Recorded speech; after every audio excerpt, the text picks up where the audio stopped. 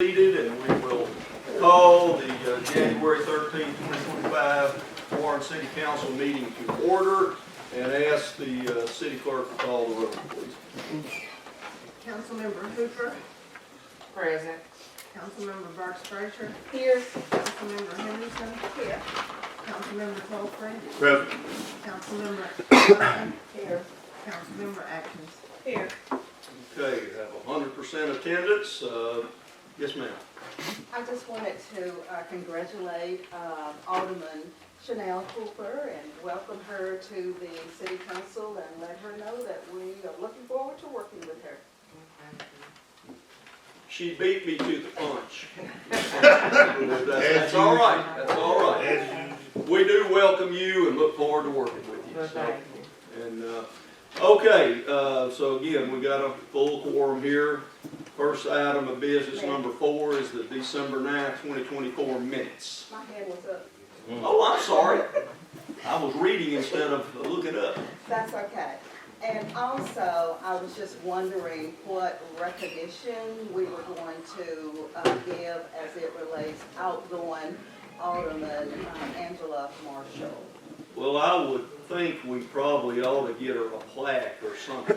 Y'all not agree with Yeah, that? I think that would be. And then invite her to, come back to a meeting. We could do it next month for that matter and give it to her. Would that be okay with everybody? Sounds great. Sounds Okay, great. I think that's a good idea and an appropriate idea. So without any objection, we'll try to get that put together and, get the time she served and all that kind of thing and have it on there properly.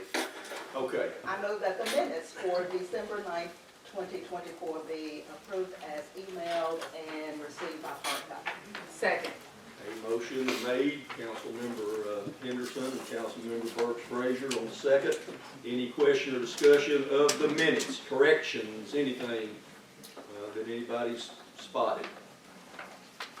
Okay, all those in favor of approval of the minutes, let it be known by vote by hand, please, if you'll. I see 6 in favor. That approves the minutes. City Clerk, would you go over the financial report? Okay, the administrative expenses were $407,073.66. For law enforcement, it was $1,910,269.33.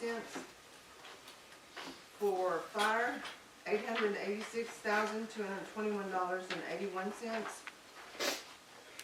Sanitation, $1,067,489.03. Building codes, $26,539.85. District court, $111,203.83. Municipal building was $12,155.46. Recreation, $269,164.86. Cultural center, $9,799.50. Armory was $16,268.83. Shooting range, $47,894.89.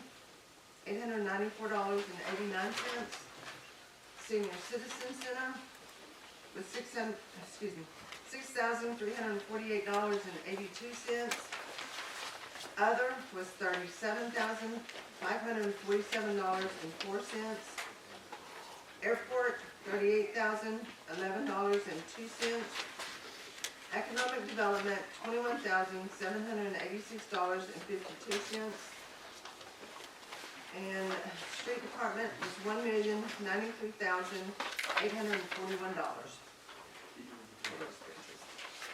Okay. Move that the financial statement of revenue and expenditures be approved as presented by the city clerk. Second. Okay, got a motion second. Councilmember Henderson, seconded by Councilmember Burks Frazier. Anybody got any question or discussion about you'll notice that is a complete year's budget. That'd be those numbers we will have to use. We'll talk about this a little later in the meeting about the reconciliation of the 2024 budget, but you could look at that pretty quickly and see. few departments that we'll have to do that in. Anybody got any question on any part of the financial report? Okay, all those in favor, be known by show of hands, please. I see 6 in favor, that is approved. And then you've also, I'll just go ahead and tell you, you got your cash balances are also there. You don't have to act on that, but that's just for your information. And then you can go ahead with the rest of it.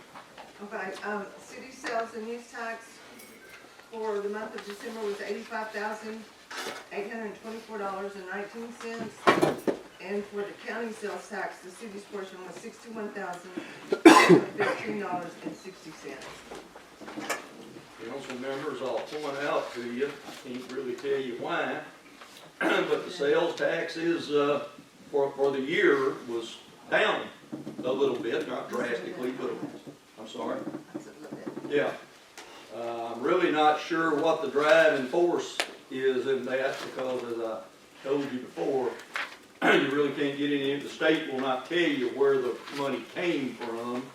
That's privileged information, who's paying the sales tax. But we were down a little bit. I'm thinking at least the last couple of months could have had something to do with AHFP closing down, because they paid a lot of sales tax. But just generally speaking, we were down, ever so slightly, but just have to see how that goes.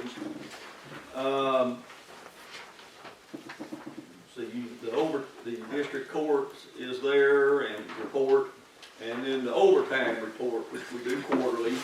Anybody got any questions on any of that? You can certainly ask department heads if you wish to, whenever they make their reports. If you've got any question on theirs particularly, we are obviously striving very hard, very strongly, to try to eliminate overtime. It's just some places, particularly law enforcement and others, that we just can't do that because we're already got some vacancies and what have you. But sanitation, particularly, me and Mr. Johnson have talked about that quite a bit, and I think you're going to see that considerably drop off, and he'll talk about this some more when he gets up here. But any questions? No, and it's also in the proposed budget as well Yeah, that we will share. Okay.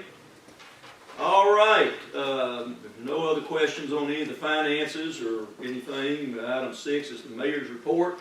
And the first thing we want to do, we got an employee we would like to recognize. Mr. Scott Stedman and his wife are here. Scott, would y'all step up? And Rob, Monty, get in here. Your employee. And we'll get a picture with all the city council as well. Y'all want me to give this to him first and then have a picture made, or y'all all want to get up here at the same time? Come on. Just gather around, close in, so the press can get a picture. Everybody get in place here. We got a gift card for y'all. And just so everybody remembers how we're doing this, every 3 months we have a process in place to select an employee of the quarter, basically, that just for doing a good job and being dependable.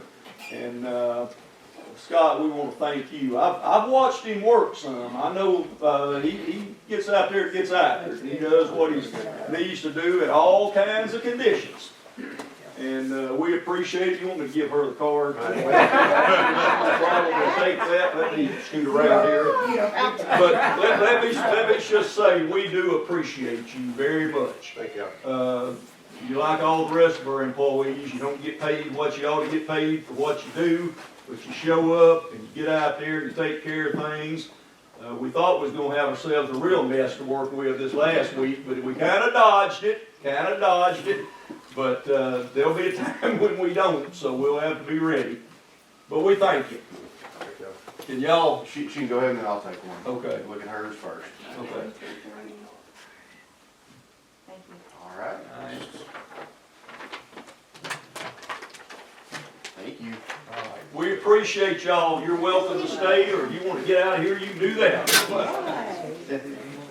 Do what? Don't spend it all in Oh. one place. No, you don't get a card, okay?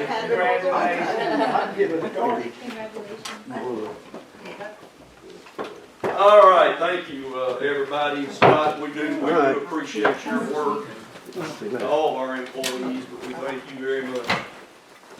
Okay, let me, just a real brief update on our industrial prospects. It's not a whole lot new, but let me tell you, we're still thinking, we're very close to opening up the Sky Blue Carbon biochar operation. That's the one that's in the old chicken plant out there at the industrial park. We're still waiting on some legalities that have to be finished between the former owner of the facility, well, he technically still owns it, and ADFA, and waiting on some regulatory paperwork that we gotta have, and then they're virtually ready to start a line of production out there. So that's good news.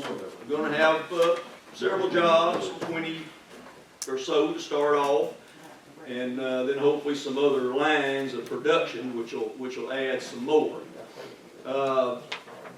Talked to the county judge today, who has been probably the lead guy on the company that's looking at the so-called Greg's property out here east of town, the pellet mill type operation, which we're very hopeful is still going to become a reality. They remind you they got an auction on the Greg's property, and I don't know, can't give you a timetable. Of course, that's a pretty big size project. We're talking about, $250 million or $200 million investment and probably 50 jobs for that one, if that comes through like we hope it does. So, and then of course we had other property in the industrial park out here that another biochar company had an option on. This was vacant land we've got out there. Y'all will remember, council members, they asked for an increase, extension, I get it right in a minute, extension on their option. Y'all gave it to them. We've really heard very little from them, if anything, and their time has run out. But, I will tell you, we've got another company that's interested in that land. Should we reach out to them? Well, I'm gonna have to communicate with them and tell them, that their time is, it's up, to be honest with you, and they hadn't responded to me. But, certainly, we gotta communicate with them. But I think we've got another potential buyer to put something out there on that same property that this company had the option on. But that's things to be discussed yet. We'll have to come back to you on that. Anybody got any questions? We are continuing to work. I do want to pass this on, council members and everybody else. The Warehouser project, that's the one that will locate in the intermodal facility over in Drew County. But again, to refresh everybody's memory, we are, as a city, 25% owner of that, of the intermodal. Now, if everything goes according to plan, the Warehouser will ultimately take ownership of all that and so forth. But if you know any of you know any business, smaller businesses, people that might be interested in doing work in the construction of the plant, provide, I'm talking about plumbing, electricians, I'm talking about companies, people who do this thing for a living, dirt work, all that kind of stuff. They are already asking for people to register with them, with Warehouser.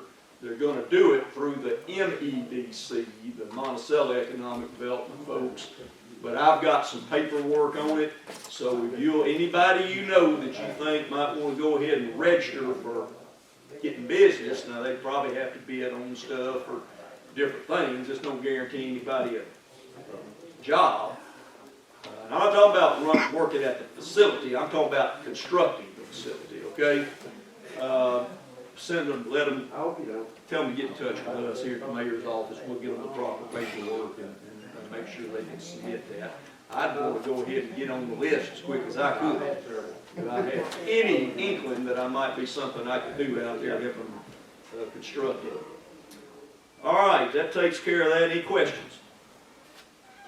All right, item 6.3, this had come up at the previous meeting about whether or not council members, you would be able to participate in and vote by telephone or by, if you wasn't able to be at the meeting, by telephone or Zoom or something like that. And first kind of got some information, and there was limits in how you could do that, but I got a deal from the Municipal League. I want y'all to look at it. It looks like this. A couple of things on there, but the one I want you to look at is remote meeting attendance. Bottom line is we can do that. You have that right. Here's the thing. I'll just use any one of you. You have to be out of town, but you're still going to participate in the meeting. We've got to have it set up so that everybody that's in attendance here can hear anything you say. You know, you can get permission to speak or whatever. That everybody can hear you. Anybody in attendance. And likewise, the council member can hear anybody else, council members of course, but anybody making a public presentation that they can hear also. We've got to assure that our system can take care of that and do that appropriately. I think we're able to do it pretty well. They have to make sure everybody comes up to a certain location, you know, to speak, especially from the audience. But I think we can handle that with our current system, but we're going to look into that a little bit more. But you can take part and you can vote. And also, That's it in a nutshell. also that platform allows you the features to raise your hand, Yes, you know, yes, et cetera. absolutely. So just wanted y'all to know that. I don't think there's anything we need to act on here right now, but did want you to know it. Now the next thing, 4 and 5 kind of go together, but they're two different things. Y'all will look in your package. You've got a thing that says City of Warren. It says 2024 Council Procedures.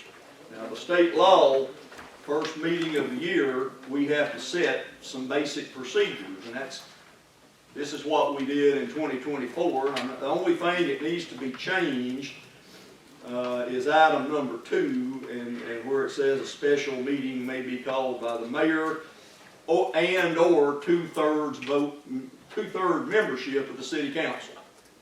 So we need to add that in there. Now, I think the rest of it's okay as it is. We just need to rewrite it and, you know, put 2025 in here and everything and then y'all need to vote to approve that. Now the committees, while we got that included here, kind of a separate issue. It don't have to be done with the procedures, but the question is, do y'all want to make any changes in any of the committees? This has to be redone each year. You can leave it like it is. You can put some kind of system together where y'all just work out some changes you want to make among yourselves. You could do it where you rotate from one position to the other on a regular basis. But this is for 2 years, whatever you approve. I make the motion that we keep the committees the same for year 2025. Second. All right, that motion and second is made. Let me open it up for any questions. All we're dealing with right here is the committees, okay? Any discussion? I had received one kind of, yes, Councilmember Atkins. It's just, I want to go on record saying, I think that it's a good idea that we consider every 2 years to change out committees because we get to be involved in other parts of the city government. So, like, I've been on the same 3 for 2 years. I want to learn about Ways and Means, learn about fire or economic development. So just want to go on record Sure. saying, I think bringing a fresh perspective gives us all a better insight to how the city is ran. That's all. Is there other discussion or questions? Call for the vote. All right, now the motion and the second is that, we got a motion and a second, don't we? We got, that is that, as you see them listed there, those committees remain intact for the next term, which is a 2-year term for everybody. Any, anything else? All in favor of the motion to reinstate the committees as they are, show of hands, please. I see 1, 2, 3, 4, 5. Any opposed? Got 1 opposed. 5 votes does carry, so therefore the committees are reinstated. Now, as far as we need another motion on the procedures for 2025, the other items here, the 5 that are listed. The only thing, again, we need to add that 2/3 council, call a council meeting. Move that the procedures, as presented to include 2/3 of the membership of the city council, be able to, call a special meeting to be added. Second. Got a motion, seconded by Councilmember Burt Frazier. Atkins. Oh, I'm sorry. Who seconded? Okay, I'm sorry. Councilmember Atkins has made the second. Is there question or discussion on the procedures for 2025 for the council meeting? All in favor, show of hands. That's with about 6 in favor, is that correct? That's with the addition that was mentioned, the 2/3, okay? All right, thank y'all for that. And we normally do that by common consent, when we want a special meeting for everyone to hear the same information. You know, we just kind of do it around the table and not do a motion. That's true. Okay. All right, item B, council members. Now, we have nobody listed here on the agenda, but do any of y'all got anybody you need to recognize? We've got somebody signed up already to speak, but have y'all got anybody else? Any of you? Okay. We'll go to item 6C, Reverend Colvin and Mr. Colvin. If y'all would come up here where they can hopefully hear you good. And Where do you want us at? yeah, just come around there in that corner and be a little close to the reporter here too. She can hand out anything she wants to, of course. I think it's 2 there. And we will recognize y'all to make whatever comments you wish to make. Thank you, Mayor Reed, for allowing us a moment. We had shared this with Mayor Reed earlier at his office, also other churches and individuals. I hadn't realized until I started driving the school bus how different children are today than what they were back in the day I was growing up. They're very different. We've been watching even our own nieces and nephews lately, and there's something now that's connected to them that's not a bicycle, not a toy, but it's a phone. And that phone continually keeps on our kids. And we've been able to see a lot of people, they even studied out, and Tammy gave you some great information that she's going to share. But we began to see that our children, not only are they becoming very lonely, they're becoming very isolated. And recent studies have proved what Treehouse, which has been going on for over 40 years, it was a teacher in Minnesota, saw back in 1979, is that kids need a third space. They need a place to be able to meet, a place to come together besides their home, besides their school, besides their school activities. They need a place where they can have a place of belonging, a place to learn how to develop friendship. I don't know about you, but I figured out as a school bus driver real quick, kids don't actually know how to get along. They will get upset with each other for the weirdest reasons, and many times it's hard to allow them to realize this is actually your friend. Just because we're different doesn't mean they're not your friend. Just because we think differently, we operate differently, we act differently. And that's where our heart began to kind of ache for our children of today, and our teen especially. And so we really wanted to come together and do something for the community to battle hopelessness with teens. And so we had researched and we looked through these things, and this is kind of where Treehouse comes up. Treehouse helps to bring a safe space for kids. It's really more of a social work kind of setting than it is a playtime. kind of setting. But also, it is a challenge because we've invested, Lighthouse Church made a 3-year commitment to be able to purchase the curriculum for Treehouse. Because it's faith neutral, it's grace based, but it's also a faith neutral, curriculum. And it's built on diversity, but we also don't want it to be a church thing. We want it to be a Warren thing. We want it to be a community thing. I've also talked to other pastors of different denominations, different affiliations, different cultures, and every one of them has the same concern. They are losing touch with their teenagers. And I believe if we don't make some changes for our young people, in some of the situations we see with teen suicide, with teen being hopelessness, with them not having an outlet because they don't believe in themselves. They don't believe they're capable, or they're loved, or they're valued. A lot of those things they just have not gotten because 57% of their friends now, according to Pew Research, 57% of their friends they met online. Whereas in my day growing up, 1980, we met with our friends 2.5 times a week. They meet with their physical friends 1.5 times every 2 weeks. So loneliness has gotten very big, and this is what we're asking the city to come alongside and partner with us towards the Treehouse program, which will need a place to meet, need a place where we can begin to bring volunteers and helpers alongside of us as well to do this from diverse cultures, diverse knowledge. We want everybody to be involved where it's actually the community's outreach, but this is a very successful program. And I'm going to let my wife Tammy share a little bit more about that. Yeah, I'll just give you guys kind of like try to do a quick overview of what the program looks like. You're probably wondering like what does this even mean in structure-wise. But essentially it's for kids grades 7 to 12. So it's kind of focusing, really honing in on the teen age when they're starting to go through a lot of change and confusion, and there's just a lot going on at that age. We've all been there. But essentially it operates in like 3 components. So we have, it's usually 1 night a week. We hope to grow as we get more kids, maybe 2 days a week, just kind of grow with it. We'll start with 1.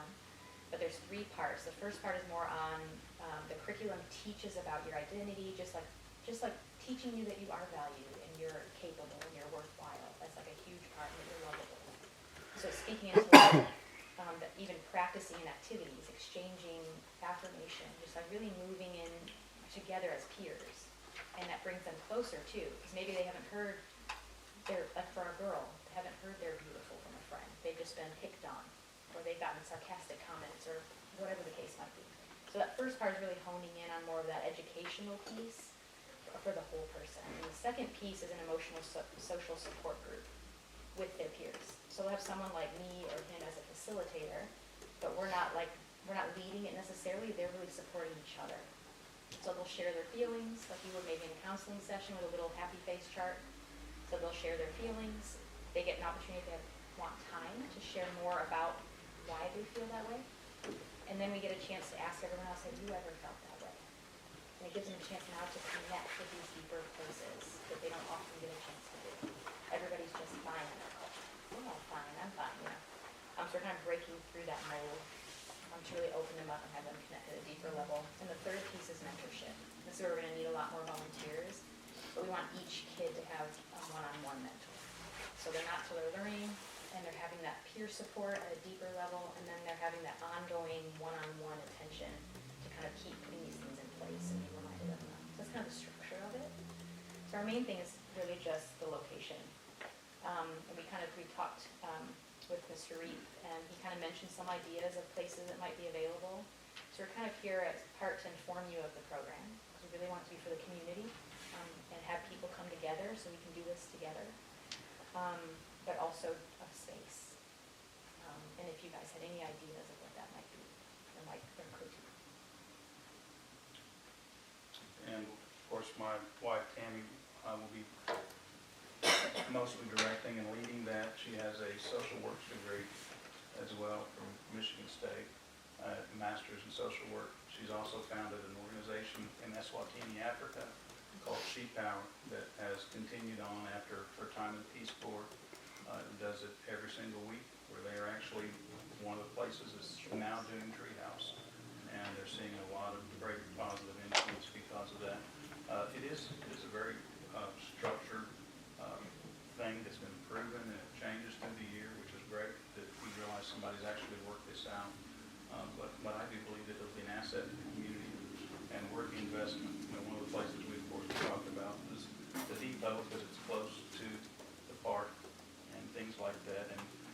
also, I've seen this on the bus, a lot of kids, if they're not in sports, they feel like they don't really have anything else.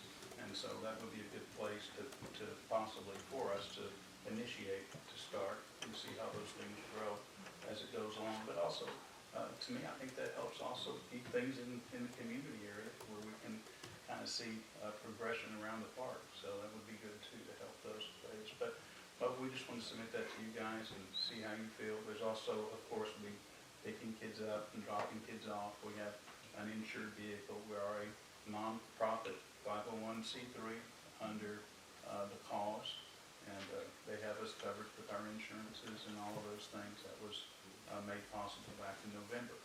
We're under the cause. You can certainly look the cause up on the internet. They're a very well-known worldwide organization for 501c3s.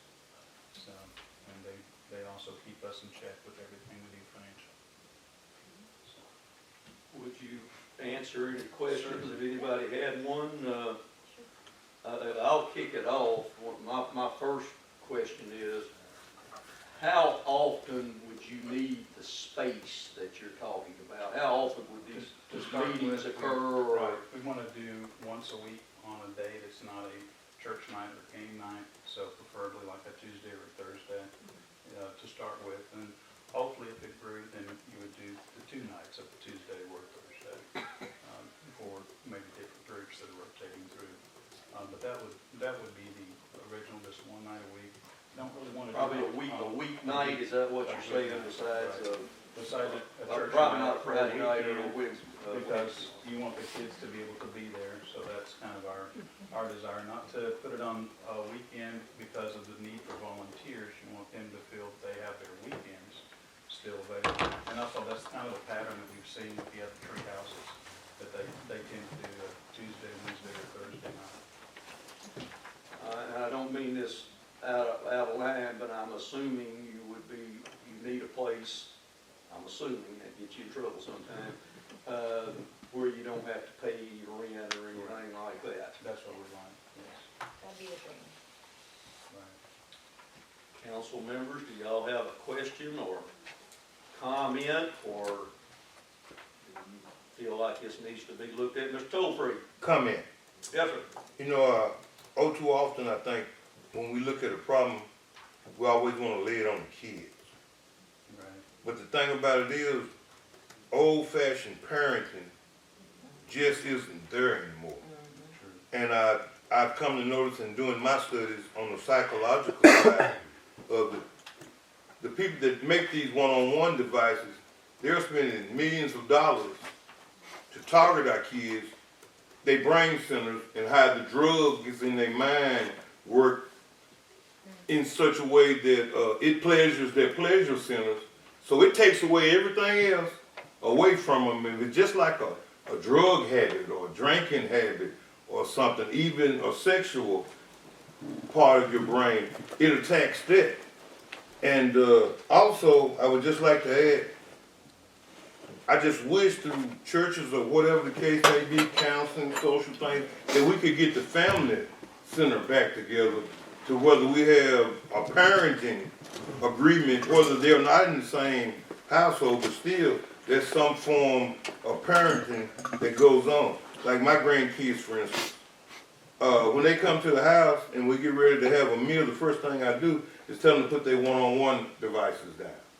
Because they want to eat and sit up and look at that at the same time. Everything they do, they want to have that. I mean, if we're going down the road, it's much easier for parents just to throw them a device back there instead of talking to them. That's the most intimate time with my grandkids, to talk about things, to feel where they're going, and to be an educational part. Just to make one simple comment, we was coming back from Texas, and the harvest moon was out.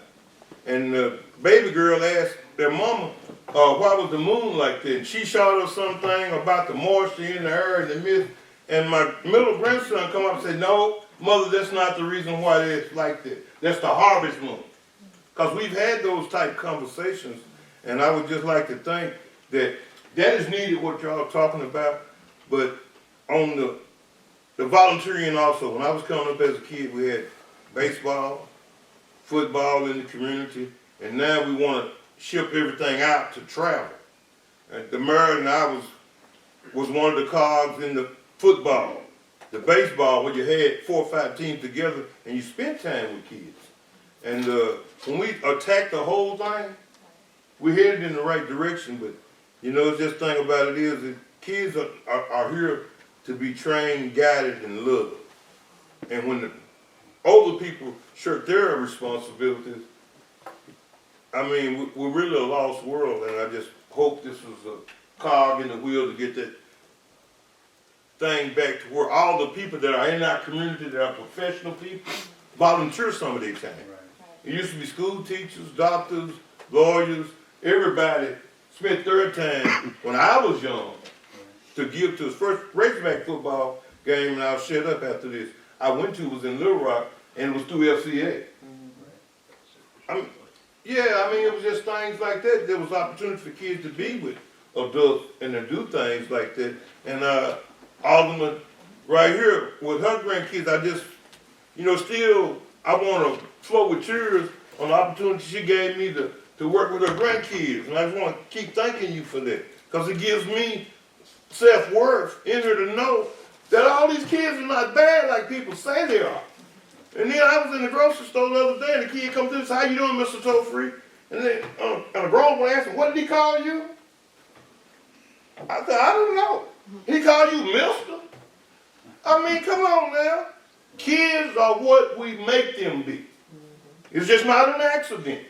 But people want to put them, just throw them out there like they're ready to go, and they're not. They need guidance. Other questions or comments, or, let me just ask something here.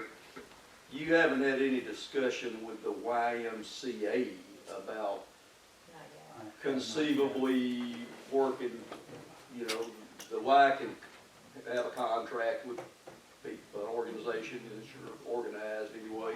Just asking, and wonder if that's something you might have looked into or might like to look into. We have not. They do have some meeting facilities down there, and you could gather a pretty good crowd. I'm just bringing that up. That's a great idea. And my hope was that at the depot, it might be easier to, because there is so much to set up with the banners and the signs and other things. So there is that storage unit on the right side of the depot. It'd be easy to put stuff in there and put stuff back up when it's ready to go for the class. So, and as things grow, we'd also talk to, mention the armory and things like that. So, but the YMCA certainly is a good location. Just came to my mind because that's really part of what the YMCA is supposed to be about. I don't know if they would talk to you and look at what the options are, but council members, do y'all, here's the, and you may wanna have a committee look at it. Really the question that I think comes up here, just for y'all's information, of course, we rent the depot out to the public. We have a program where we, for everything from birthday parties to reunions to all kinds of things. And of course, if we, work something out with y'all and say, hey, you can have this every Tuesday night, well, that wipes that out as far as us being able to rent it. Not that we rent it every Tuesday night, but I'm just saying that would, be something that the council would have to take into consideration. We would probably have to have a contract of some kind. City, when we deal with any outside organization, we have to do by contract, whatever it is. But I'm just throwing that out for council. Yes, I was just Councilmember going to say, Henderson. I move that we refer to the Community and Economic Development Committee to study and respond back. Okay. I would hope that, well, that's a motion. Is there a second? Seconded. Councilmember Mosley, second. Now, I would urge the committee to meet, and let's try to give them an answer in February. I would think, and also come up with guidelines for future investors as well. Is that, I mean, that's not going to put you in a bad situation time-wise, is it? What was your starting date, effective date, I Yeah, guess? our hopeful start date is February 6th. Well, our city council We meeting had is, missed the last council meeting. Yeah, the next city council, it's just for y'all's information and everybody's, the next city council meeting would be the 10th. So it's pretty close to the time period, where they give you an answer one way or the other, is what they supposed to do. Well, we appreciate you guys' time. Okay, let me get a approval, council, if y'all ready to vote to sign it to the committee. Any question or discussion, show of hands, all in favor? I see 6 in favor. I would encourage you to talk to the YMCA, because they might be able to help you, or, you know, in some way too. I would encourage you to do that, but we'll try to see what they feel like they can do. Thanks, sir. Thank y'all Thank for you. being Thank here. you for coming. Appreciate it. All right, item 7, administrative standing committee reports, police chief. You hear me? Chief, you got the floor. They got your written report. Good evening. Good evening. Happy New Year, y'all. Y'all haven't seen since the new year started. Do believe you guys have a copy of the monthly report in front of you. We do have one slight change there that has to do with personnel. As I was informed this evening before coming to the city council meeting, that one of our full-time employees, the patrol duty, does want to go part-time. I don't know what the time frame of that's going to be. He's getting ready to open up a business here in town, and it's time for him to go part-time on us. So we can scratch that. I was pretty short, so we can make that 4, but this will go 3.5 since he's going part-time. So we don't know how many days a week he's going to be working for us. We haven't seen that schedule yet, but he has requested to go part-time. I think How many part-time officers are we working right now? Do you know off the top of your head? I can do a quick count. 4. Already working, will that count this one, or is that That counts this one, yes. counts this one? Okay. That's something that's kind of a trend we didn't used to deal with, but we've had so many people that, you know, going into other businesses or whatever, but they still willing to work a little part-time. Of course, the trouble sometime we have with that is when we need them to work, they're not willing to work because it's interfering with their business or whatever else they're doing, but we're trying to, you know, keep some because we just need them. That's simple. Go ahead, Chief. Sorry, okay. Now, pretty much everything else is pretty much detailed statistics. I never consider that word statistics. Stats, I'll say it that way. So you guys have any questions? I think pretty much self-explanatory as far as. All right, if there's not any questions for the chief, we stay put there. Police Committee, Councilmember Burt Frazier, Chairman, you're recognized. Yeah, we had a police committee meeting right before the city council meeting tonight, discussing the openings at the police department, and the conclusion of the meeting was to continue talking. So we're still looking at the job openings that are available at the police department. Do you want to leave that on the Sure, agenda? yes. Okay, very good, we'll do that. Anything else? That was all we discussed. Okay, thank you. All right, Chief, thank you. Thank you, Mayor. Thank you. Fire Chief. Chief Moore, your monthly report is likewise in the packets. Good evening. Good evening. We, fire department responded to 9 calls during the month of December. We had one come out last month, which thank goodness was a false alarm, so, total volunteer payroll for the month was $920.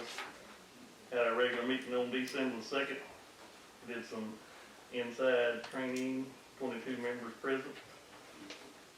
That is about it. Are there questions for the fire chief? Chief, Yes, sir. do we check our water source for fire abatement? Now, what if we get a little further than that, clean that? Like on the fire hydrants that we use for our source of water when you answer a phone for a fire. Do we know those fire hydrants go work? How often do we check them? Yes, sir. We check them once a year, Once a year? and of course, the water department flushes them once a year, That's twice. so they should get checked twice. Thank you very much. Other questions? Toll free, you got anything Nothing else at this time, I just, since that catastrophe happened in California, that's something that's been on my mind, so I just wanna make sure that we had already addressed it. Good question. Okay, thank you, Chief. Sanitation manager, sanitation/building code. Rob? Good evening. They've got a report on the building, on cleanup projects and what have you, and then they got your permits issued too. Yes, Those are the same spot. anybody have any questions on anything, I'll be glad to answer.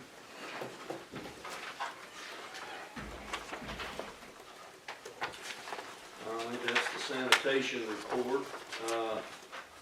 We were able to pick garbage up Friday. We waited about 9 o'clock to start, try to let the sun get up and folks could see, make sure the roads wasn't too dangerous. But we made all our rounds last week. We did not miss anything due to the weather. We were prepared if we had to, but we did not, and of course, the street department likewise. Sanitation committee, Councilmember Atkins. We have not met for this year yet. We'll be meeting next week when we return from the conference. But I see that we have the recycling. Yeah, well, we've got bids, which you got in your, we took bids on this is for the drop-off center over on the west side. I'll let Councilmember Bert Frazier make any comments, but she brought up a concern about us putting the recycling drop-off center, which was gonna be right beside the west side pool on the south side. Very similar to what we got down here at the fire department, about the same size thing, which she was concerned about us putting it there and thought we ought to look at some property on Central Street, just kind of around the corner, but on Central. You want to make any comment about that, That was Councilmember? it. I was just concerned about putting it there because there's so, about the kids at the swimming pool. And I thought there might be a better place for it where you're not inviting people to come up when there's kids at the swimming pool. That was my main concern. And the property on Central. That's the reason why I brought that up. I concur with her, because I brought that up no sooner as it was brought up.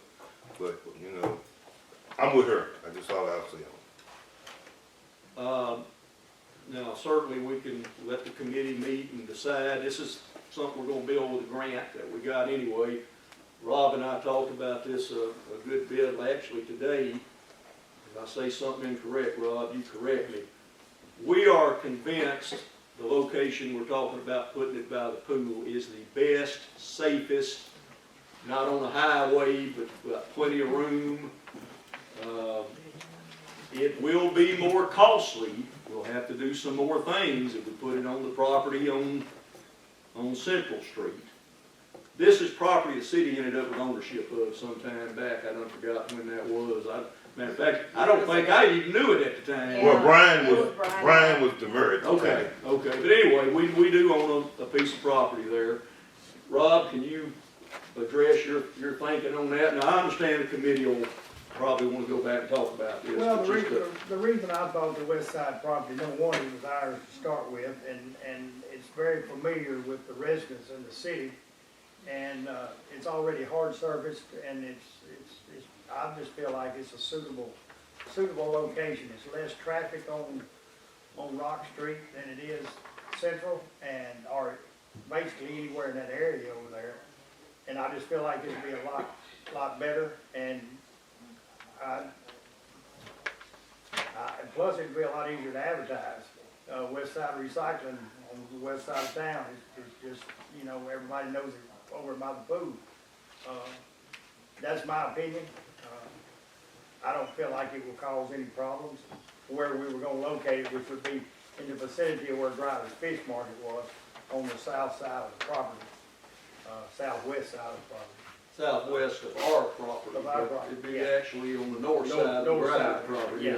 But it'd be the southwest corner of our property. and it's already hard serviced, and it's already room enough to pull off the road, unload your boxes and drive on. But that's just, like I said, that's just my opinion. I'm a visual person, so before we meet next week, you have to take me out there and show me. That's fine. Was it okay then, we just leave that there, and I know your committee's gonna be meeting anyway, and y'all take that up, I don't guess we're under an emergency situation, we're just anxious to get that set up as soon as we can on that side of town, because we're really trying to expand our recycling program. Of course, the intention here is to try to get that side of town, primarily residences, a closer place to get to drop off cardboard and the paper products, because we have got to do a better job of recycling. We just got to, and so it's okay, Madam Chair, that's just what we'll do. Well, we'll discuss it in our Okay. meeting. Since you brought up the paper, how's that launch going? I'm sorry? The paper launch? Not real good, not very much participation at all. We're working, it's a work in progress, let me just say that. Nothing negative about it, it's just taking people a while to keep them going from one place where they've been going with it to where we're providing for them. So, I'm nowhere near going to give up on it, it's just taking a little bit longer than I was expecting. Biggest issue we're running into, if I might add this, and I want everybody to hear this, the white paper, the office paper, that kind of stuff, the envelopes, those kind of things. We're running into an awful lot of businesses just refuse to want to recycle that unless it's shredded first, for security purposes. They don't want to throw stuff away. It's got their Social Security number or some other kind of number on it. We understand that, and we can take shredded paper. They just got to shred it, before they bring it to us and we pick it up. And we need to, of course, we really want to keep working on the cardboard, because we get, cardboard is a big volume of stuff, both residential and commercial. And we've got, people still throwing cardboard in the regular garbage. They're also hauling it in from all other places and throwing it in our big red containers. And throwing it away, and that is costing us the taxpayers of Warren money, because we're having to pay for every ton of material that goes into landfill. And by the way, the landfill cost is going up 3%. 3%. And they told us to expect a 3% increase every year, at least at a minimum. Rob, off the top of your head, how much money we spent last year on landfilling? Mayor, you caught me off guard. I don't have the numbers. Okay, well, based on the checks I'm signing, it's a lot.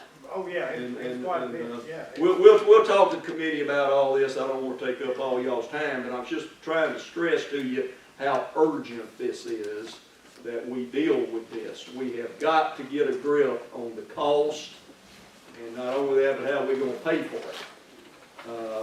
Our transfer station is limping along. Where we carry it out here on the Banks Highway and try to compact it.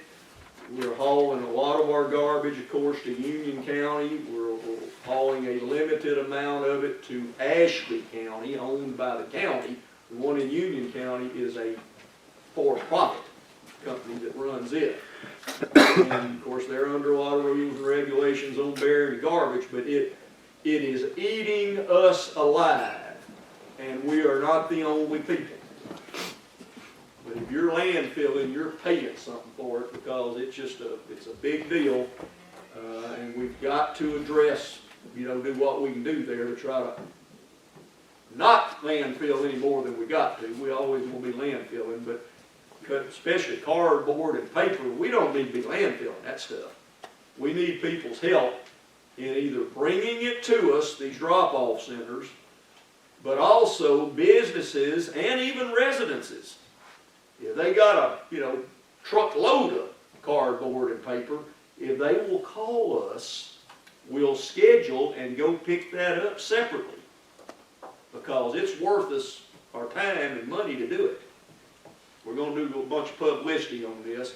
I was kind of holding off on that until we got the new place put in out here, so we could advertise prioritize all of it. But anyway, we'll certainly talk to the committee. Anything else, council member? No, sir. Atkins, thank you. Building official, Mr. Johnson, we already showed them, I think, your permits were attached there. How many permits we've issued? We removed 9 cars, however, this past month of December, abandoned cars. We spent a little over 10 hours with 3 men picking up paper.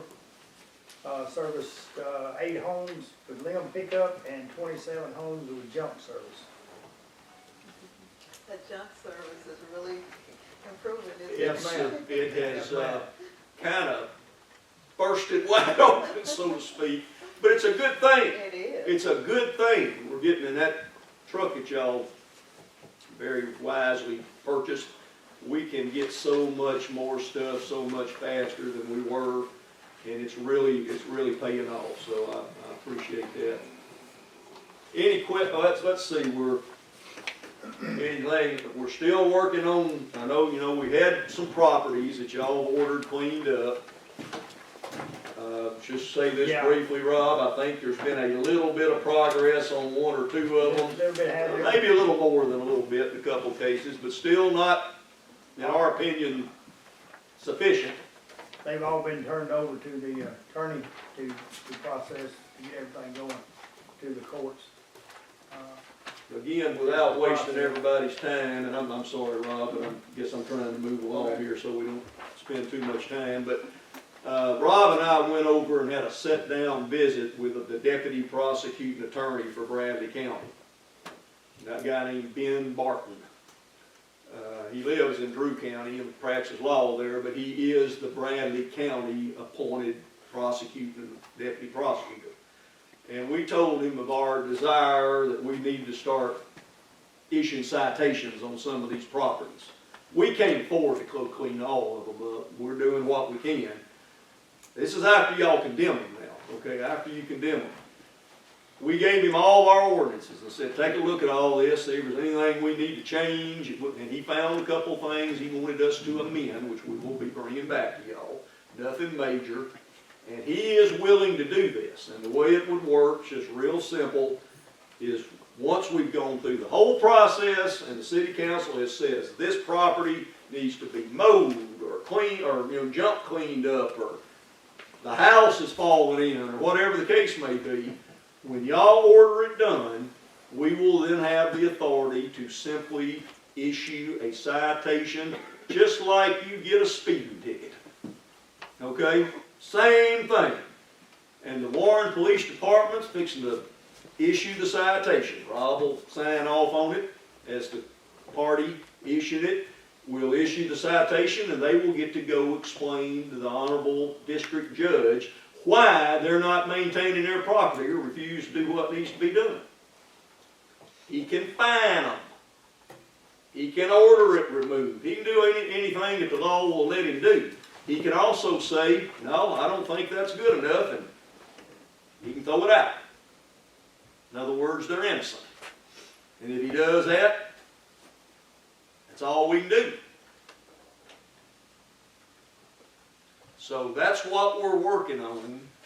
We're also, the prosecutor was going to talk to our district judge, not about any particular case, but just tell him the process that we were looking at doing.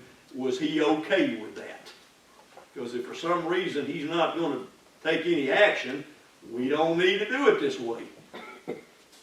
And it's been done like this in other cities. Absolutely. Yes. Absolutely. This is not a new thing. Even It's just kind of new across the for river, us. it's done that way. Just kind of new for us. And so we can start, first of all, moving on these things faster. And get a court order that, that this has got to be done, whatever it may be.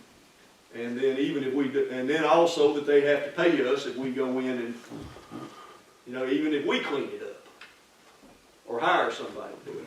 Just want to keep y'all informed on what we're doing. This is a big problem, citywide. Y'all know that. Everybody does. It's in every neighborhood to some degree. We got places that are not being maintained. Some of them are worse than others, but we got a lot of them. So that's what we're trying to do, is get a system that'll that'll, try to enforce some of this. We try our best to get cooperation from the property owner, and that's who we'll deal with, it'll be the property owner. If it's rental property, whoever owns that property is gonna get the citation. Okay, all right. Rob, I know No, I'm that's fine. cutting in No, line not here, at all. but I'm trying to, I was just gonna, just for information's sake, I just wanted to let y'all know that there's a lot of cardboard being brought in from the county. And the reason we know it's being brought in from the county is because everybody, it has addresses on it with people's names and where they live. It's not any particular dumpster, but they're all over town. And we collected 29 names last week of county residents that have brought garbage into the city and put in the red and brown containers that we have. We don't mind them bringing it into town if they'll put it in the recycling or call us or whatever. It's really a problem putting it in the truck. It takes up so much room that a lot of people can't put garbage in it. And cardboard is a very high asset. I mean, it's got a good price sometimes, up to $250 a ton. And that's a lot of money. $250 a ton is a lot of money. I've got 89 bales out there right now just waiting on the price to come up again, because it fell back down. Now we're in the process of going back up. It'll be back up in February, March, if the market stays like it is. But what I'm getting at is, we're getting a lot of cardboard that we're paying for that doesn't belong to us. And I've talked to the officers, because if you use a red or brown dumpster that you're not paying for, it's illegal dumping, and you can be fined. And just to let people know that all the dumpsters out there are private dumpsters. There's not an open public dumpster in Warren. Everything's private. We do a cardboard pickup daily. If you have an abundance of cardboard, once a week we'll come to your house and pick it up. And I know there's a lot of Amazon stuff going on, because we get a lot down here on certain days. But the problem is filling the red, brown dumpsters up with cardboard, and it's costing the city a lot of money. And we've got the names of all these people, and we're gonna send them a real nice letter explaining to them the situation and all that. And hopefully we don't see their names anymore, or they'll tear their names off the boxes. Right now, they're not tearing their names off. But anyway, it's a problem that can be helped, and the city can gain the money off of it instead of having to pay to get rid of it. We can get $200 a ton, or we can pay $89 a ton. It's all up to them. And I'd much rather receive than give. well, there's two things he's telling you, and I think you all understand it. It is illegal for anybody outside the city limits of Warren, business or residents, it's not inside the city of Warren, to throw anything in those containers. Anything. It's illegal. Now, policing that is not real easy sometimes. Yes, ma'am. Yeah, I was just gonna say, maybe we should, educate by putting, an article out Yes, or ma'am. something. We've got some money allocated for, in the recycling grant that we got that's gonna go along with that, and we were gonna kinda hit it, But put those parameters in Yes, there ma'am. as well. Yes, ma'am. Most of the containers have signs on them, I know, but and that, but I understand what you're about to say, I think. We've got some on That video, don't bother them. we've got some on video, we've had 2 calls at, the Washington on Martin Street that were sent and ticketed $500 for illegal dumping. And the judge is going through with it, but you gotta catch them, and we caught them on video, because they have, at Jenkins, they have cameras. And we caught some at the Donut Palace. do we have videos at the dumpsters? We're working on that, yes How ma'am. many dumpsters do we have Right now, 79. that are out there in Yes, sir. use? There's 79 of them. Yeah. Rob and I did talk about, hopefully we'll have a little bit of money left from our grant. I think I could take a little bit of that money, assuming we have any left after we get the thing built, and maybe buy a couple of cameras that we can move around, not permanently installed, but cameras we can move around. And of course, we kind of figuring out where most of the illegal stuff's getting dumped. Not always, but the ones that are most handy, and we could kind of move them around and, maybe try to catch some more people. I've had a couple of people tell me that they don't really care what we want done. They come in town, they gonna dump their stuff in there if they want to. Now, I hadn't called it, but I've been told that. To your face. Yes, ma'am. But anyway, because I've tried to encourage them not to do that. They got a county pickup system. That's for them to deal with. That's not the cities. And I'm not blaming the county or anything like that, but I'm just saying that happens. All right, I didn't mean to get off on all that. This is important for the council to understand and the public to understand. Rob, did I leave No, something sir. out That's other it. than take up most of your time? No, you're good, that's fine. Questions on building code or sanitation for Mr. Johnson? Anything? Okay, thank you. Okay. All right, street foreman. I'll see if I can pick my part of this up a little bit here. Good evening. Don't be as long-winded as I was. Go ahead. Not possible. Next guy I have street foreman on talking about. Go ahead. That's a joke. That's a joke. Go ahead. Well, we're back in the process of digging some ditches, cleaning some up. Of course, last week all we done was got ready for the loom and doom of the ice storm of the 80s that was supposed to hit, and luckily we got bypassed. We're doing some upkeep around the shop, maintenance issues. I've got to install 2 culverts within the next few days.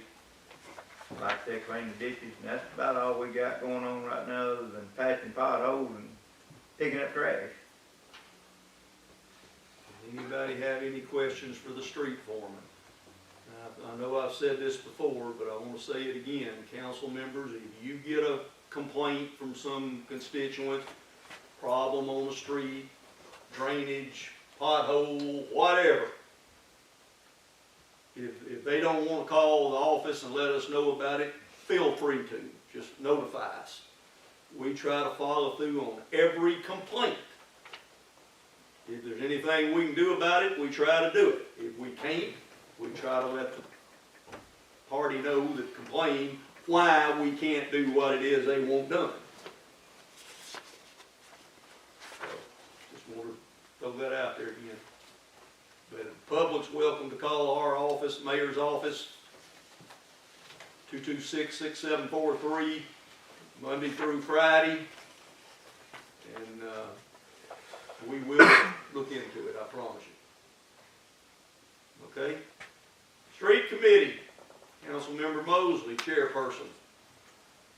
We need to have another meeting. We're working on guidelines for dedication of streets. So I will schedule another meeting latter part of next week, or I need to get that organized. So if there's a day you cannot meet, let me know, and we'll go from there. When you talk about dedication of streets, make sure there's no confusion. We get requests from time to time, people want a street named after the family or this, that, or, whoever. And that's what you're talking about, having some policy guidelines on under what conditions that would be considered and so forth. Right. Procedures. All right, let's move. Is that it? Councilman, is that it? Is that all you got? All right. Community Economic Development Committee, and the council member, Hooper, we just kind of threw you in there until y'all made your decisions tonight, because that's where the vacancy that you taken the former council member Marshall's place, and she was chairman of that committee. We've got several items here. None of them, some of them still need to be considered by your committee. I've got a little bit of update on some of them. Is there anything you want to say or do? But I can give a real quick rundown on where some of this is. However you want to do it. Yes, I'd like to proceed with my report. Okay, go right ahead. Okay, the culture center, what's the update on the culture center? Is there any update? We're still looking for grants. We been told that the Delta Regional Authority may be a place we can go. The Southeast Development District is working with us on that. We have not submitted an application yet. We're still trying to find out what they'll possibly fund. And then we're still got, we got a private company that agreed to try to help us find some grants. We'll have to pay them if they come up with something for us, but they haven't yet. But that's where we are, still. Would that be the Anna Campbell? Anna Campbell works for the Development District, so yeah, she's working with us on a daily basis, trying to find, first of all, put the DRA application together if we're able to do that. And then still look for anything else you can find too. So yes, that's exactly who it is. Right. Okay. Okay, number 2, the depot, kitchen and renovation. Okay, that contract's been let. Of course, we got about $70,000 or so. That money's been put into a special fund for that. And Mr. Shannon Gorman, his company got the bid, and I think he told us he was going to get started either this week or next week. Okay, because that's my concern. Because according to the last meeting report, you all motioned and approved to revise the contract and repairs and anything else that wasn't covered under that contract, like the plexiglass. And so We're doing the plexiglass. Our Parks and Recreation Director's doing that personally. yes. The rest of it is all spelled out in the contract, what they're to do. Okay, so I don't know if you've been over, well, I know you were over there on the 20th, and as a citizen, I have been over there too, and the deck repair has several rotten boards that need to be addressed immediately. Along with securing that door on the west corner. But that deck repair is a must. All in the contract, and I think some of the material had to be ordered. But hopefully they'll get on that pretty quick. Okay. Okay. Number 3, downtown trees. The committee and I, we have some good ideas and suggestions for the planting of the new trees downtown. I will schedule a meeting with the committee to discuss, and we will have a report in the next meeting. Okay, number 4, the food truck. Where are we on that? Have Mr. Rob did any He's contact? gathered a lot of research on what other towns are doing. We're just ready to meet with the committee and let him go over all that with y'all, and of course get y'all's ideas as well. Okay, great.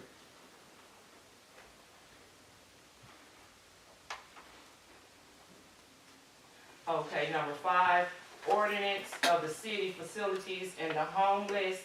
I think it was suggested that you contact the municipal, was it league? Municipal league, yes, ma'am. Uh-huh, and going back, to, I see a email that was sent to, yes. It's on the same sheet that the remote meeting attendance was on. So that is in your packet. Yes, Two sir. different places, one of them here for the purpose of talking about the homeless. Okay, That's in your packet there. okay, But again, that's something we need to meet and the committee needs to talk about. okay.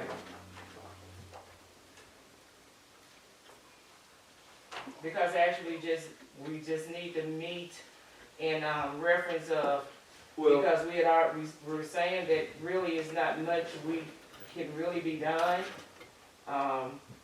well, yeah, that's one of those yes or no questions, I guess. Yes and no questions. The Supreme Court of the United States has ruled that cities can pass ordinances that would prohibit homeless people from camping out, spending the night on public sidewalks or on public property, which would be like the city park, like the depot, anything owned by the city. you can do that, and that's some of the information we've been trying to gather, seeing what other cities have done. The municipal league, and it's, some of that's in that email that we gave you. Okay. This is what we want y'all to look at. Municipal league has told me verbally that they think it's tricky. The bottom line is, they said if you don't have a homeless shelter or some place to send these people or carry them, that what are you gonna do about it? You know, because, you know, issuing tickets or something like that's not feasible, and I don't know that we wanna do that anyway, but I'm just saying, that they just think it's one of those issues we gonna have to tough it out on. But now there is an authority to pass an ordinance that says they can not stay on public property. This doesn't have anything to do with private property. That has to be done by private owners. And basically what you do is you just move them from one place to the other. It's not an easy solution is what they're saying to us, and I agree, but, and the council's talked about this quite a bit in the past, but we just need to address that with your committee too. Okay. Okay, number 6, the city website, and that is, conducted by Ms. Linda. Well, she is the staff person that's in charge of keeping the website up, and putting information on there that we want on there. We, again, I'd really like to meet with the committee and have her come in and talk to you. Okay. But she's really not, she's not a designer of a website. She's just our staff person that puts stuff on, takes stuff off if it needs to be taken off. We are administratively working on, I guess you'd say, a revision of the website, and we would like to show y'all what we're proposing to be put on there permanently. Okay. But I want the committee to look at that too. Y'all may have other ideas or other things you think we need to do. We're already operating a website, Yes, sir, I know. but it's limited, Mhm. and we want to try to expand it. I noticed that the flag is not on there. No, ma'am, we Yeah. hadn't even got the flag put up on Flag the is pole not- here yet. No, And but. speaking of the flag, have prices been set for the flag? Yeah, we're getting, yeah, we've already, well, I mean, I think we ordered 2, have we got 2? I think we've already got that one and one other one. We ordered 2 big ones. Yes, sir, I'm talking about being available for the community. to be We able to haven't purchase. yet. We gotta decide how many we wanna buy and make available, and you wanna sell them, or, you know, what you wanna try to do.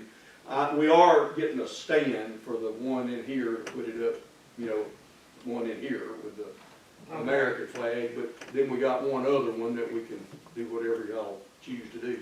You can, it's gonna be like a yard flag that you. No, we got another big one like this, but no, we were talking about buying, well, I don't know, we ever decided what size, but smaller flags that individuals could buy. Okay. And that hadn't been decided. That's one of the things we wanted to get Okay. y'all's input on too. Okay. And lastly, the Old Street Shop Yes. building, Yes, ma'am. according to the, report last, it's ready. So have anything been done as far as it's ready to pressure wash and? Well, it's Ready to go been a forward? good deal of cleanup work done. Now, we need to do some painting. Councilmember Bert Frazier has, I guess her offer still holds. Sure. If we buy the paint, she's willing to do some, give I'll some paint. free labor Yes. to paint. It's all about the inside. Well, that's the only way I knew to say it. So anyway, she's willing to volunteer to do the painting, because she does that kind of thing. But we'll get the paint.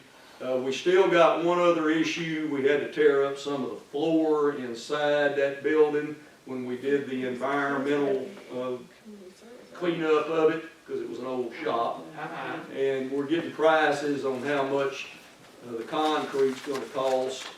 And I'm looking at some other options to maybe cover the floor, might be less expensive than concrete. It's not the whole building, It's just a section of it there where some lifts and stuff were for equipment, and we had to dig all that out. I was gonna get all that and bring it back, see what y'all might prefer to do on that. I think we can cover it with wood. And it might not be as expensive, that's what I'm trying to, concrete, it's a good bit of concrete, it's gonna be pretty expensive to, fill it back in with concrete. It's just dirt right now, it's just put out the concrete. Okay.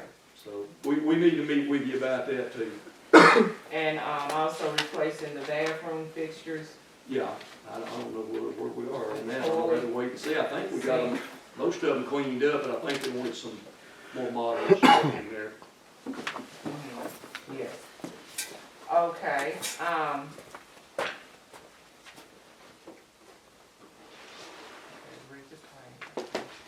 well, just a suggestion, while we're in the winter months, this would be a great time we could do some inside work. Take Cal and some of the workers could do some inside work.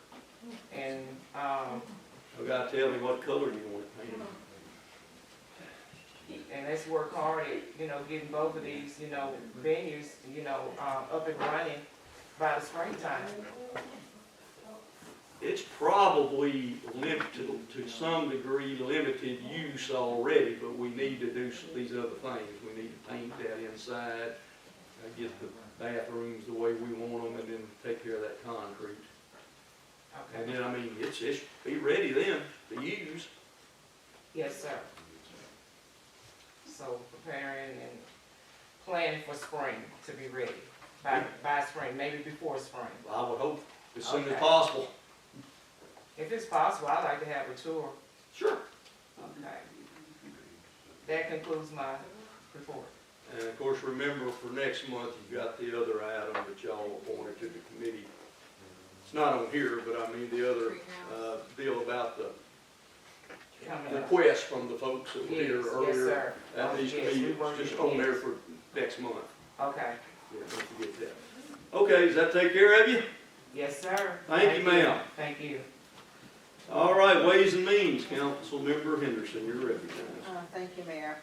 The Ways and Means Committee met on January the 3rd here in the municipal courtroom. However, today, when we arrived, we did receive 2 revised budgets, so therefore we will need to meet again.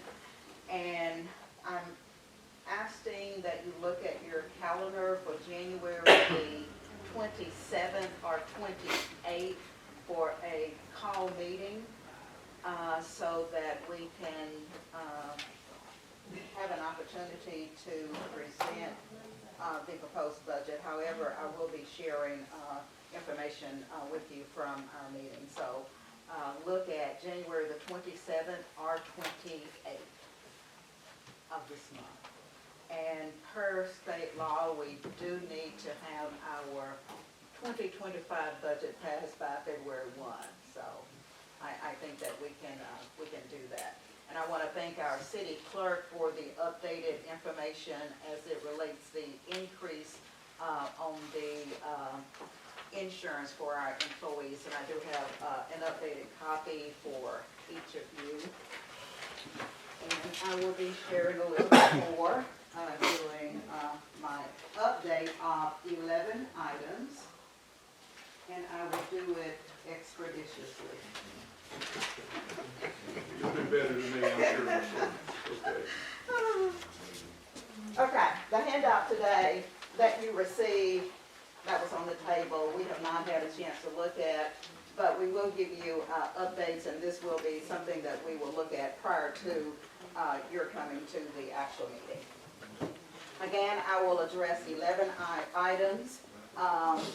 We received 2 budgets, one that had the 2% increase and another that did not have the 2% increase.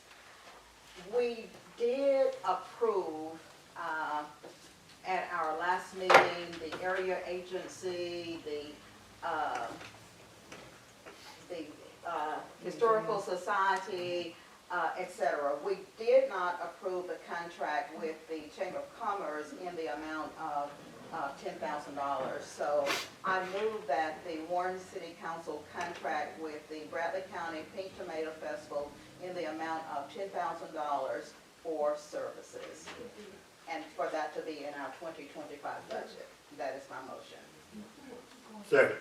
Motion's made, Councilmember Henderson, seconded by Councilmember Toll-Free. There is the copy of the letter requesting it from is in your packet. It is in our packet, but we did not approve it at the last. Correct.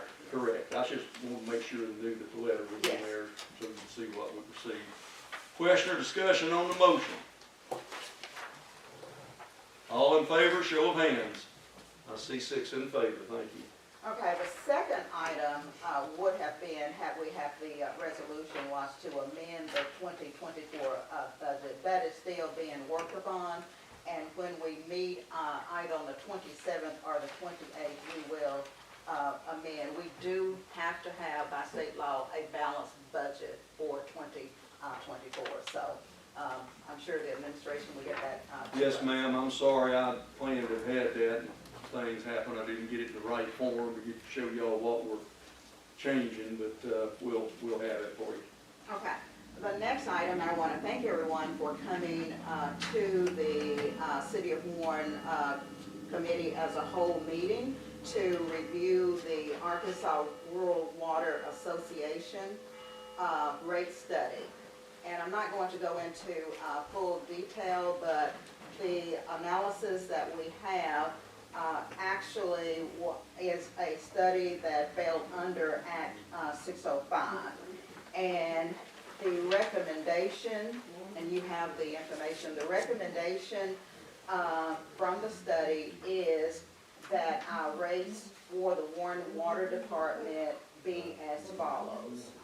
Minimum of 1,000 gallons inside, $8.50, outside and commercial, $11.50, waterways, $11.80, and all other consumptions per 1,000 gallons, $5 inside, outside, $5, waterways, $5.35, and wholesale, $2.80.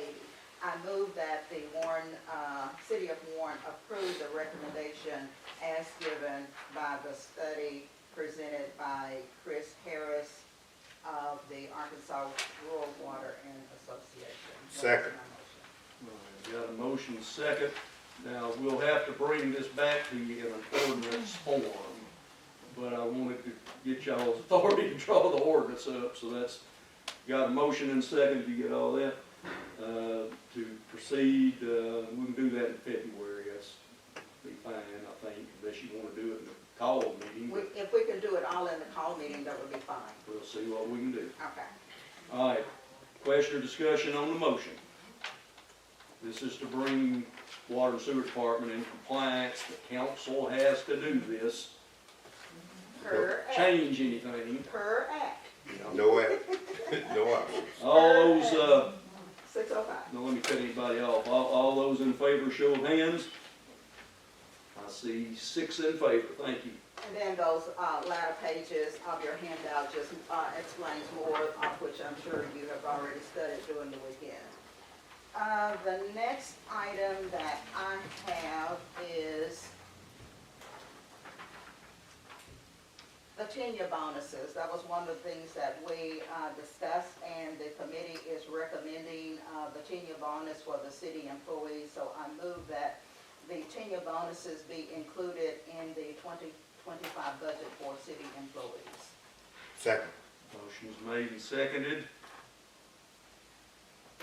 Councilmember Henderson made the motion. Councilmember Toll-Free second. Any question or discussion? All in favor, show of hands. This will all be back. I see 6 in favor, is that correct? Okay, thank you. Go ahead. Okay, the next item that I have is the Christmas bonus. I move that the city of Warren include in the 2025 budget the Christmas bonus for city employees and elected officials. Second. Okay, motion second. Same two. Got that. Okay. Question or discussion? These things will all be factored into the budgets, but that they're being approved to do that. All in favor, show of hands. I see 6 in favor, thank you. The next item is I move that the holiday pay be included in the budget for city employees. Motion is made. Second. Second. I was waiting on you, Mr. Tolfree. Well, see, look, I was waiting, looking around. Question or discussion on that motion? Again, these things will be factored into the budget once, since you've approved them. Any question or discussion? All in favor, show of hands, please. Okay, thank you. 6 in favor. Okay, the next item that I have is the health insurance, and I just gave you the updated handout. You will note that the cost per person is $549.73 that is paid by the city, and then the employees portion is $54.97, which is $13.75 per pay period. I move that the city of Warren pay $494.76 per month for city employees and include that in the budget, and the employee will pay $54.97 per month, which is $13.75 per pay period. That is my motion. Second. Tolfree's motion and second. Anybody got a question or discussion on that? These are all elements of the budget, but they have to be approved. All in favor, show of hands. I see 6 in favor, thank you all. That's appropriate. The next item is just to discuss the overtime. When we look at the overall overtime for 2024, it was 100,000 plus. In the proposed budget, of which I will share with you, you will see reduction as it relates various departments. So I don't have a motion there, but I will be sharing when I go over the proposed budget. The next item is an update as it relates the land, the amortization information. What we previously had was amortization for 15 years, 20 years, and 25 years. And you'll note that the email that is actually dated Tuesday, January the 7th, is asking us to more or less destroy everything else that we had, and we have a new set of repayment options. And when I visited briefly with the mayor, these are 25 years. However, you will note that on 2 of them, on 2 of them, the repayment is with the $400,000, and the repayment is $2,697.29. And then on the other one, it is $4,647.33. This item, we're going to leave on the agenda. And there's an item that I will be asking the mayor to share with us to see, we definitely, if there's any way that we can move forward with getting some land for community and economic development, we certainly want to do that. So this item, we're asking that it remain on our agenda. Now, to discuss the 2 budgets. And again, I only received when I arrived a new budget, so I'm just going to tell you what my findings or our findings were when we actually met. We received 2 budgets. One that indicated that there was a 2% increase for the employees, and one that indicated that there was not a 2%, but it included the tenure bonus, it included the Christmas bonus, and the holiday pay for the employees. So the one that has with the 2%, 2%. However, I did find the one-time dollar amount in each of the departments to include the administration. If you will look with the one that has W/2%, if you'll look on the first page under administration, you will see the one-time pay increase of $4,500 as recommended by the mayor. And then if you'll go through to the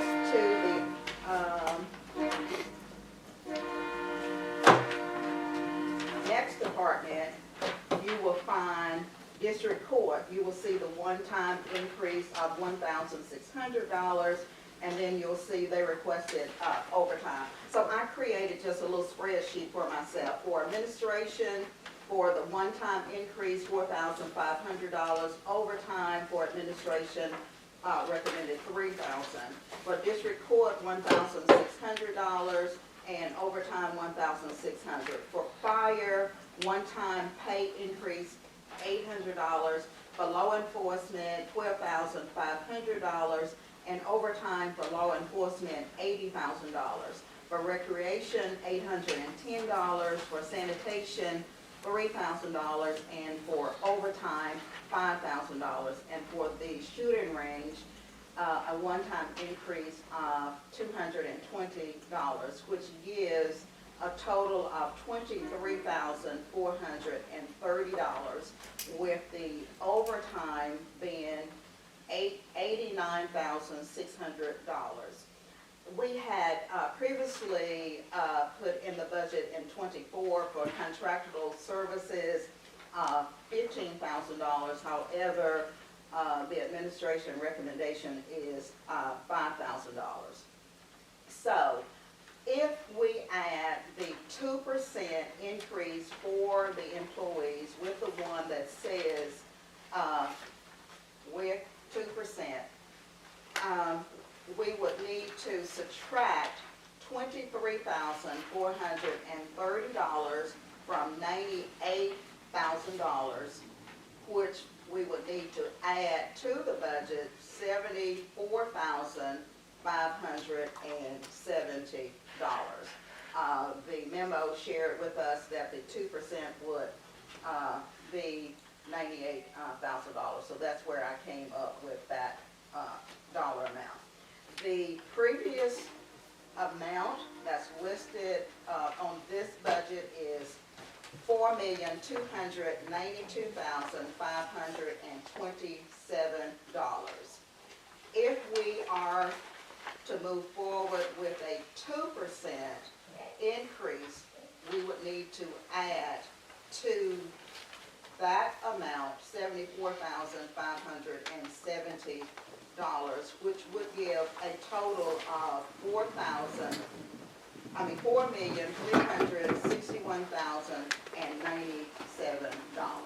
Now, the second one, and the committee asked that we submit both budgets, one with a 2% increase and one without a 2%.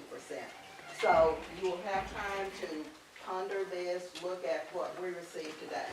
When you look at the second handout that says without a 2%, it too has the actual one-time pay increase for said departments. So we will not be making a motion that a resolution be passed tonight, but we will when we come back together as a council as a whole. So I'm going to pause there just to see if there are any questions relating the proposed 25 budget. Okay, then if not, the last item, Mayor, would you please share with us the idea of possibly a tax for public safety? This has just been mentioned in some discussion, because looking at the budget this year, the bottom line is we have used a lot of our available for general budget purposes, cash balances. We don't have what we had. We've used it in our budget over the last couple of years. In other words, we've spent what we brought in revenue. We've also had to spend what amounts to our savings account, some of it. That's the best way I know to say it. We're to the point, that's why we're having so much trouble with coming up with, you know, even a 2% raise, which our people certainly need. Looking down the road, especially, well, I really think this year, 2025, but certainly beyond, if we're gonna be able to continue to move up our, you know, all of our employees, up at least modestly in prices, salaries, we're gonna have to generate some more revenue. You know, we hope several things is gonna happen. I won't drag all this out, but once we get that solar plant built, we should save some money on electricity. Now, you know, how much it's gonna be, we'll have to wait and see. It depends on what electricity's costing at the time and what have you. We are cutting a number of things that we've found ways to cut. And again, we'll go over all this with the committee when the time comes. Rob Johnson's coming back with stuff. We're no longer using the big garbage trucks to pick up the recycling material. We're using a pickup truck that we've retrofitted because we can operate it, you know, way cheaper than the big diesel trucks. So anyway, number of things there we're looking at, but the bottom line is, it's my opinion, we're gonna need to come up with another revenue source in the future. And that's, you know, limited by law, how many different ways you can raise money. Hopefully we'll save some money, hopefully we'll, you know, figure out some ways to do things a little bit less expensive, but even having said that, like the chairperson said, you know, a 2% raise is a pretty good chunk of money to the city budget. 98,000. Exactly. And that's gonna be every year. So we gotta get of course, the big way to generate money is a city sales tax. Now, I mean real money. But we're maxed out on a lot of our revenues. Now, you can raise garbage rates to anything you want to. You got control of that. But the sales tax would have to be voted on by the public. My thinking is we need to particularly have a tax, a new revenue, and dictate it to go to public safety, meaning the police and the fire department. Because that's two of the places that, you know, that's the big ticket items other than solid waste. But that's something the council's gonna have to look at. I'm gonna talk to the municipal league during our winter conference and see if I'm missing something that we can do that might be different. But I think about the only thing you got to look at is another sale. We already got a 1-cent sales tax in Warren. And of course we get a portion of the county's 1-cent sales tax. But as I just got through reporting to y'all a couple hours ago, that's down this year. And the sales tax will go up and down, but it still generates a substantial amount of money. And you can look at the numbers and for the past year, at least I think count on that much. But we've got vacancies in the police department. That's one place that we desperately need salary increases. Not that that's going to solve every problem, but we're going to have to pay people to get, you know, police officers and dispatchers. Another issue. Fire department, of course, we don't have near as many full-time firemen, but we got to, you know, keep that in consideration too. Plus equipment. And we're just about out of the point. We just can't. We don't have the revenue to just go pay cash for any equipment, big equipment, fire trucks, police cars. You just don't have it. So we have to finance it. We've got quite a bit financed now, reasonably, but we got it financed. But we want to be able to have enough money to really, you know, replace police cars regularly, at least every so many years. You got to look at a new fire engine, but other equipment too. We're going to have to generate some more money. I'm hoping the industrial development we got going on is going to help. You know, maybe we'll get lucky and we'll just have more revenue from growth. But right now, the kind of money that we need, I don't see it. And that means, by law, as you all know, it's been mentioned by the chairperson here, who understands this pretty well, that the state says you balance your budget. But it also says you will do this and this and this. Like solid waste is a good example. You are required to have a solid waste system. Now, you can do all kinds of things with it, but you're required to have one. I don't think we're wanting to cut out the police department or the fire department, you know, things like that. There was a time when we just had a volunteer fire department. Had a hired chief, but a volunteer fire department. We have 4 full-time firemen now. Our station stays open around the clock. Then we got about 30-something volunteers. Of course, we need them desperately too.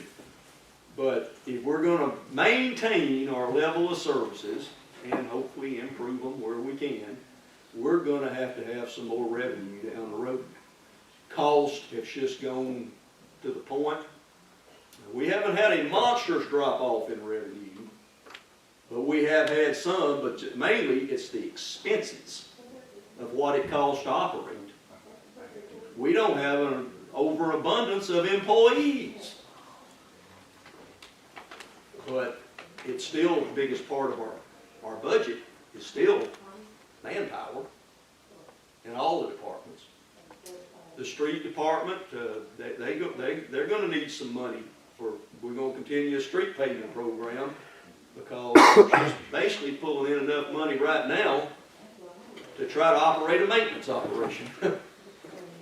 And you know, y'all can read the numbers. I'm not trying to, and I'm not trying to make anything up and make it sound desperate. I'm just saying we're going to have to make some decisions about some of these things, and we're going to have to sell it to the public, whatever it is we decide to do. But this idea that you can just keep doing everything you're doing at the current level of revenues is fantasy land. It ain't going to work. So that's what we've been talking about, trying to figure out where we can and you know, able to do something to generate. And I'm talking about another $500,000. I'm talking about some serious money. I'm not talking about nickel and dime stuff here. And I don't want to raise anything on anybody, but we cannot continue to function like we are long term. Okay, thank you, Mayor. Are there any questions of me or the mayor? If not, the 27th or the 28th, I come and consent, what would be a better day?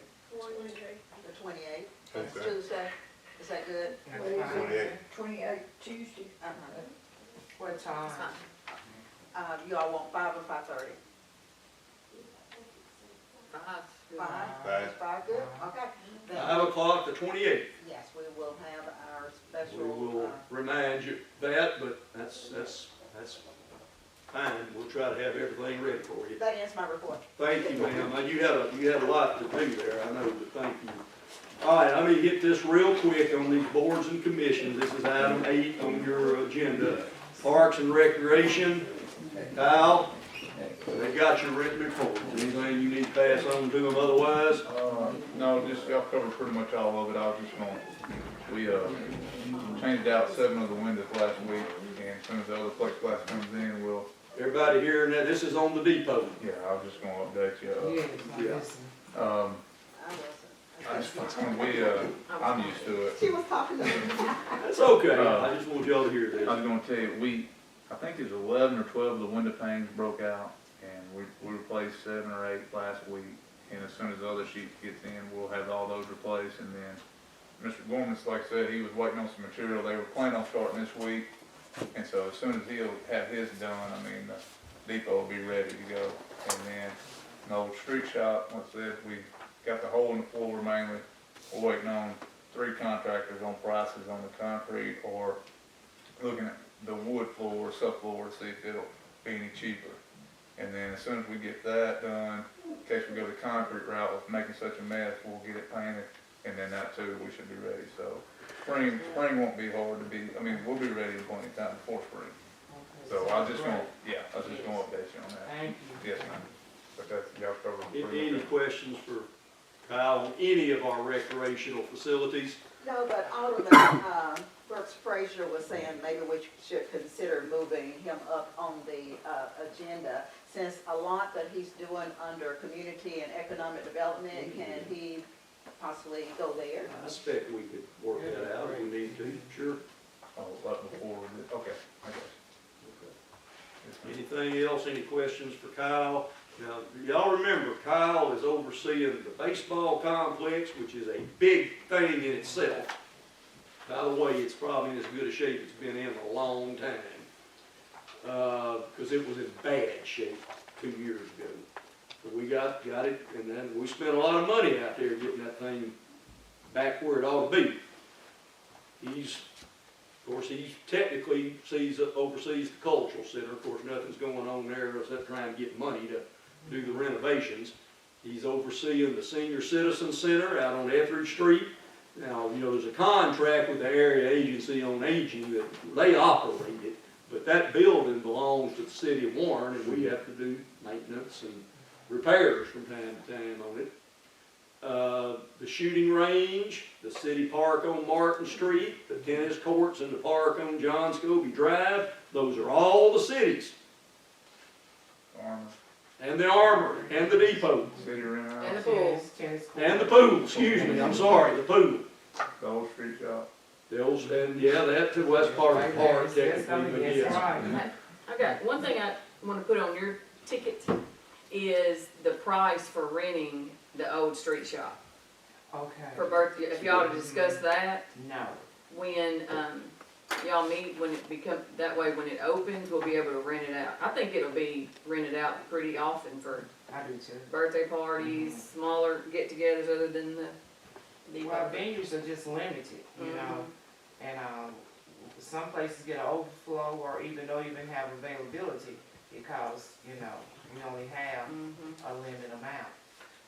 Kyle, going back to the city park, I see that you, power washed all the bathrooms and cleaned all the city branches. I noticed that, have you noticed the condition of the gazebo? The gazebo going up the step, one side seems like it's about to fall off. Yeah, we've, constantly fighting that battle with, you know, we replaced all the floor and 2 handrails and a side rail last year on there, and it's kind of rotting down on, and we're just trying to, you know, get it as we can go. Maybe we need to come up with another type of material Yeah, for the, step and the rail. right. Cause it's very, you know, it's important, it's very, you know, it's needed, and it's dangerous, you can't really lean on it, you know, use it, because it's about to just fall apart. And, one more thing before I forget, but and I was gonna tell them, shooting range, we will be closing our hours. We're gonna close, we have been open Wednesday through Sunday from, 12 to 5. And starting March 1st, we're gonna close Wednesday and Thursday and just be Friday, Saturday, Sunday, try to save costs. Because me and the mayor went back 2 to 3 months of attendance, and it's just hardly no one comes or really is showing up till the weekend. So we're gonna try that out, see if we can save some money that way too on the Parks and Rec. And we will still rent the facility if somebody wants to rent it for some type of special event. Now, that won't change. He's talking about just open to the public. Okay. That's what he's talking about. Like But now, we've been having that thing open day after day after day, nobody shows up. Gotcha, okay. Certain times of year is different, you know, different than others, but we'll, It's too cold. yeah, it is for me, that's for sure. in the wintertime, during the week, it gets dark so early, so a lot of people can't get there in time. So the summer it picks up a lot, but you know, it don't get dark till 8 to 9 o'clock, so another reason we're just gonna try this for now. We're not shutting it down or nothing like that, we're just, again, trying to save some money and still make it available to the folks that That want makes to use great it. sense. Okay. Anything else for Kyle? Thank y'all. Okay. Planning commission, there's a couple things on the agenda, but none of it was ready, so they haven't met, that ordinance will be brought back in, February.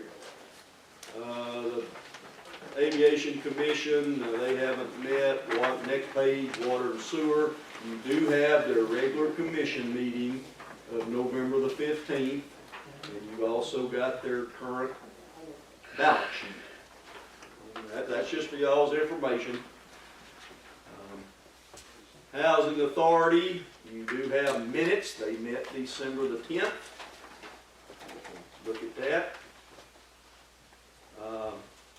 Cultural Center, you've just got, again, just the monthly report. Of course, we keep the utilities on because we've got to keep it insured until we figure out what we're going to do. So, anyway, that's where that is. Unfinished business, and we'll be bringing something to you in the near future. We're looking at some different options. We got to put a new roof on this building, or we're going to start getting rained on. But there's some new products on the market, because the first, just regular to redo the roof was $60,000 to $70,000. And we think there's some new products out. They've even got a spray on the roof now that's being used. We're looking into all that, trying to get the best. We need a good roof. I mean, we need a good quality roof, but trying to get one as inexpensive as we can get to put on this building. We'll be coming back to you with that. And then item B, ordinance number 962, that deals with the ordinance y'all passed a couple of months ago or a month ago about the fence in front of residences. And Rob's done gone, but he found a problem with that. Something else that needs to be added to it, and we need to bring that back to you for a little amendment, and we'll try to have that for you. New business, there's nothing listed. Item 11, announcements. Just make sure everybody knows the municipal building will be closed January 20th, 2025. Observance of Dr. Martin Luther King Jr.'s birthday. Of course, other city facilities have to function. Police, fire, and the sanitation guys desire to pick up the garbage. They just say it's easier on them if they don't skip a day. So we let them make that decision. And then the number 2 is the winter conference. How many of y'all plan on going up there to that? I know. Okay, 3 of you going to. That starts Wednesday. I think Wednesday night's kind of the really beginning of it. And then Thursday's the main day, and then a little bit Friday morning. So y'all all taken care of, you're all registered, you got rooms, all that stuff. Okay, it's just reminding everybody of that. That is this week. So I'll look for y'all. I'm going to try to get up there to some of it. Then we got the bills. I move that we pay the bills for December. Motion is made, Councilmember Henderson, second, Councilmember. Somebody over there. I heard Mosley, but did I miss somebody? No, it was her. Councilmember Mosley, seconds. Any question, discussion on any of the bills? I know it's a bunch of stuff there, but just in case y'all need to ask any questions. All in favor, show of hands. I see 5 in favor. We done lost 1, didn't we? Okay, that's it. Setting the meeting for February. This is the regular meeting for February. Agenda meeting on the 6th, council meeting on the 10th, unless y'all change it. Have I skipped anything that's supposed to on here, or looked over anything, or? Huh? Bid on what? What are you talking about? No, we did. I didn't skip it. The depot's already been approved. The bid was on